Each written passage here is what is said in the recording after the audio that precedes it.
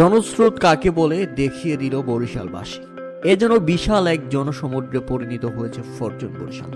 উল্লেখ্য যে বহুল কাঙ্ক্ষিত বাংলাদেশ প্রিমিয়ার লিগ বিপিএল এর ট্রফি নিয়ে নিজেদের ঘরে ফিরেছে চ্যাম্পিয়ন দল ফরচুন বরিশাল। দেশি বিদেশি খেলোয়াড় সহ দুইটা ট্রফি নিয়ে এই প্রথমবারের মতো ধান নদী আর খালের বরিশালে পৌঁছে গেছে তামিম ইকবালের দল। তবে লঞ্চে নয়, বাংলাদেশ বিমানের চার্টার ফ্লাইটে করে বরিশাল গিয়েছেন তামিম ইকবাল, মাহমুদুল্লাহ রিয়াদরা। আর তামিম ইকবাল, মাহমুদুল্লাহ রিয়াদ এবং চ্যাম্পিয়ন দল ফরচুন বরিশালের ট্রফি দেখতে হাজার হাজার মানুষের ঢল, রীতিমতো জনসমুদ্র। তামিম ইকবাল, মুশফিকুর রহিমরা তো রীতিমতো মুগ্ধ, কেননা তাদেরকে এত মানুষ সাপোর্ট করে, এত সমর্থন তারা কল্পনাও করতে পারে। বিপিএল এর চ্যাম্পিয়ন শিরোপা নিয়েই মানুষের এত সমাগম। তাহলে একবার চিন্তা করেন, বাংলাদেশ ক্রিকেট দল যদি কখনো কোনো ট্রফি নিয়ে আসে বাংলাদেশে, তাহলে ক্রিকেট পাগল মানুষরা সেদিন কি পরিমাণ উন্মাদনা তৈরি করতে পারে।